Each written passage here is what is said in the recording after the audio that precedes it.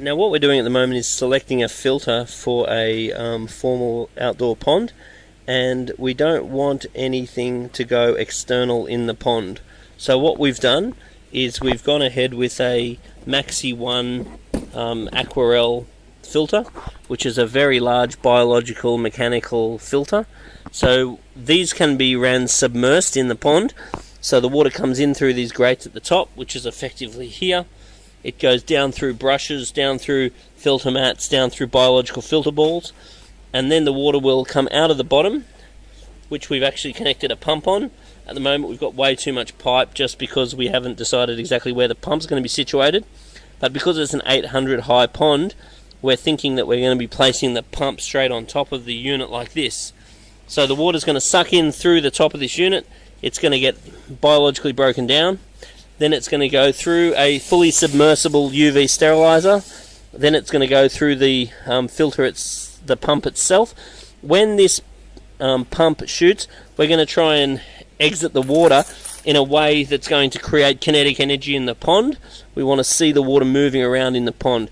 When this is first turned on, the pond will really look quite dirty, and then over time the good bacteria will grow in the filter and the UV sterilizer will kick in, and then it will clear the pond up beautifully. In regards to maintaining this system, there is an impeller that's inside here that should be pulled out and cleaned every quarter, at least a couple of times a year, and you just clean the housing, clean the actual impeller itself.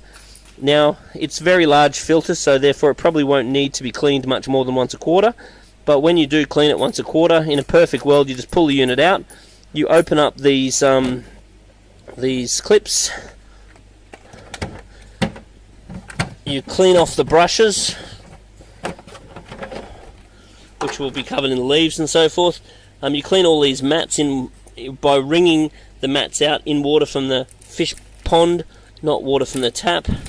Then the bio balls are also get rinsed out in water from the pond, not water from the tap, because the idea is to keep it all nice and clean, and keep all the good bacteria growing inside the unit. The UV sterilizer will also need a little bit of maintenance. Let's say once every quarter, at least twice a year, you want to pull the UV sterilizer out, give the quartz sleeve a good clean, and then at least once a year, once every 18 months, or when you see the algae getting a bit more full on, then you want to replace the globe that's inside the unit. So basically it's a very, very simple setup. It's got biological mechanical filtration, and then it's got the UV sterilizer, which is going to keep all the algae spores and parasites out. So in regards to pond filtration, the bigger the setup, the less you need to maintain it, basically. So if you go big and crazy with your filters, that means that during the year you get to do less, and your capacity is higher. So the amount of capacity in the pond, therefore the amount of fish you can have, will be governed by how much oxygen you've got. So something like this fountain is good for oxygen, and giving surface agitation is good for oxygen. So the amount of oxygen and the amount of room for the bacteria to grow is really what's going to allow you to have plenty of healthy, happy fish.